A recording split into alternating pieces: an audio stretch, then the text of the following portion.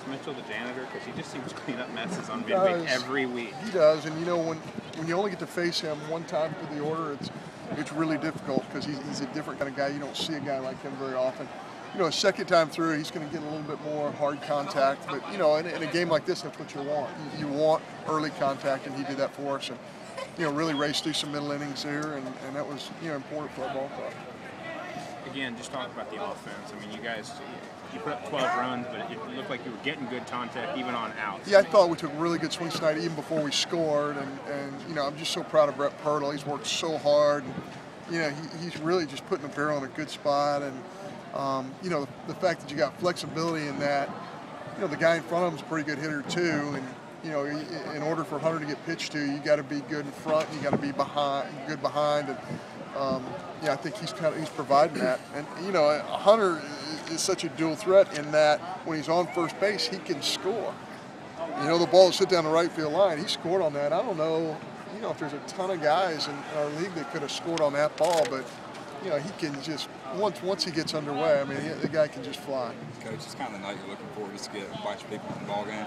Yeah, you know, I mean, certainly anytime you get an opportunity against a great club like this. And Memphis, you know, they didn't put their best face out here tonight. They're a much better club than they show. They came off a tough weekend down at Southern Miss, but they're very well coached. They have one of the best pitching staffs in the country.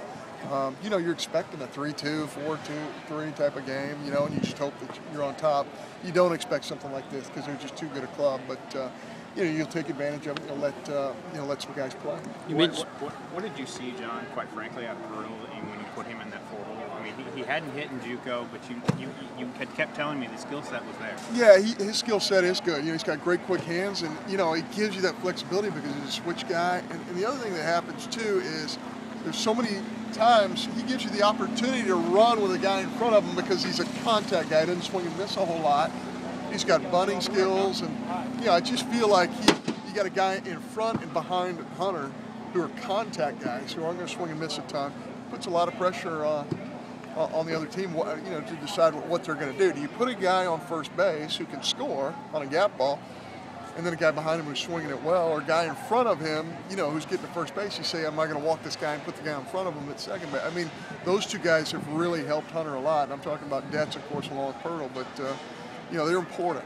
They're really important to what our club's doing right now offensively. You talked yesterday how you thought Evan was pitching better in your bullpens, but it just seemed we saw the Evan from Kentucky. Just what happened there? Yeah, I just, you know, I feel bad for Evan because he's working so hard and he's just not capturing the strike zone the way we know he can. And, you know, he will be that guy. Does it happen next week? Does it happen next year? Does it happen in professional baseball? You don't know. But the stuff's there. He's working so hard. You know, you're disappointed for him.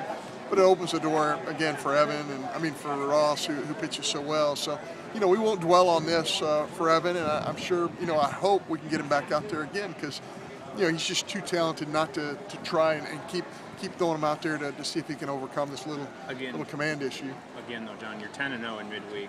Can you just put into words how hard it is to just get the intensity back up after an SEC it's team difficult. 10 times? Yeah, it's difficult coming off Super Bulldog weekend, you know, playing in front of 14,000 people and then going on the road, and these kids are saying, hey, you know, we have finals coming out. There's all kinds of opportunities or excuses not to be focused, but it's the one advantage. When I first came to Mississippi State, I said having older kids who've had success is the key in this league.